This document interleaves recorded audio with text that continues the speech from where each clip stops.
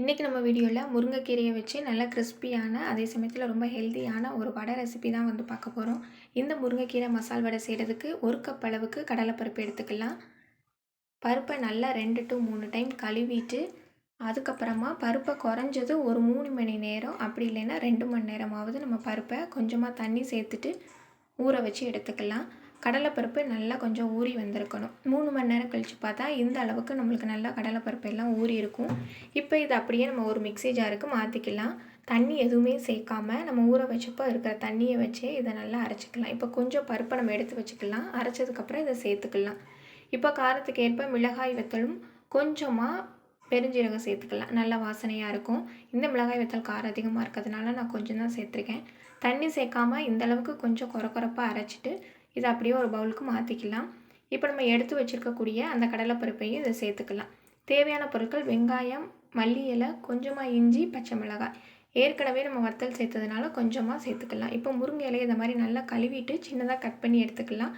எடுத்து வச்ச வெங்காயம், மல்லி இலை, இஞ்சி, பச்சை மிளகாயெல்லாம் சேர்த்துட்டு தேவையான அளவு உப்பு சேர்த்துட்டு கொஞ்சமாக பெருங்காயத்தூள் சேர்த்துக்கலாம். இந்த மாதிரி பருப்பு வடைக்கலாம் பெருங்காயத்தூள் சேர்க்கணும். அப்புறம் நம்ம கழுவி கட் பண்ணி வச்சா முருங்கை இலையையும் சேர்த்துக்கலாம். இப்போ அதே மாதிரி தண்ணியே சேர்க்காம நம்ம இலையில் இருக்கக்கூடிய அந்த தண்ணியும் பருப்பு அரைச்சிட்டு வந்தப்போ இருக்கக்கூடிய தண்ணியும் வச்சு நல்லா கலந்து எடுத்துக்கலாம்.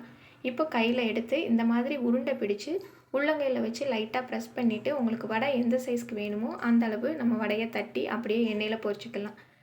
இப்போ ஒரு கடாயில் கொஞ்சமாக எண்ணெய் சேர்த்துக்கலாம். எண்ணெய் சூடானதுக்கப்புறம் ஸ்டவ்வை மிதமான தீயில் வச்சுட்டு வடையை ஒன்றொன்னா போட்டு எடுத்துக்கலாம். போட்ட உடனே திருப்பாமல் ஒரு 2 நிமிஷம் அப்படியே விட்டுட்டு அதுக்கப்புறம் திருப்பி விடணும். அப்போ தான் வடைலாம் நம்மளுக்கு பிரிஞ்சு போகாமல் கரெக்டாக இருக்கும். எல்லா வடையும் ஒரு பக்கம் நல்லா பொன்னிறமாக வந்ததும் திருப்பி விட்டு இன்னொரு பக்கமும் அந்த மாதிரி வேக வச்சு எடுத்துக்கலாம். இந்த வடை நல்லா முழுமையாக 2 பக்கமும் வேகிற மாதிரி நல்லா வேக வச்சு எடுத்தோன்னா வடை நல்லா வெந்து வரும். அதே சமயத்தில் சாப்பிட்றப்போ நல்லா கிறிஸ்பியாக இருக்கும், டேஸ்ட்டாக இருக்கும். இந்த முருங்கை இலையை வச்சு நம்ம நிறைய ரெசிபி வந்து பண்ணியிருப்போம். சாப்பிடாத குழந்தைங்களுக்கு இந்த மாதிரி நம்ம வடையில் முருங்கை இலையை சேர்க்கலாம். இந்த முருங்கை இலையை நம்ம ஏதாவது ஒரு வகையில் செஞ்சு சாப்பிட்டோன்னா கண்டிப்பாக ரொம்பவே நல்லது. இப்போ மீதி இருக்கக்கூடிய மாவையும் அதை மாதிரி வடையாக தட்டி நம்ம பொரித்து எடுத்துக்கலாம். நார்மலாக செய்யக்கூடிய மசால் வடையில் இந்த இலையை மட்டும் சேர்த்து நம்ம சூப்பராக இந்த முருங்கைக்கீரை மசால் வடை ரெடி பண்ணிடலாம். இப்போ நம்ம 2வதாக போட்ட அந்த முருங்கை இலையோட வடையும் ரெடி ஆகிட்டு பார்க்குறதுக்கே நல்லா கிறிஸ்பியாகவும் கலர்ஃபுல்லாகவும் இருக்கும். இப்போ நான் ஒரு வடையை வந்து எடுத்து காமிக்கிறேன். உள்ளேயுமே நம்மளுக்கு நல்லா வெந்து வந்திருக்கும். வெளியில் இந்த அளவுக்கு நல்லா கிறிஸ்பியாக இருக்கும். உள்ளேயுமே மாவு வந்து நல்லா கரெக்டாக வெந்து வந்திருக்கும். இந்த ரெசிபி உங்களுக்கு பிடிச்சிருந்தா மறக்காமல் உங்கள் ஃப்ரெண்ட்ஸுக்கு ஷேர் பண்ணுங்கள். லைக் பண்ணி சப்ஸ்கிரைப் பண்ணுங்கள்.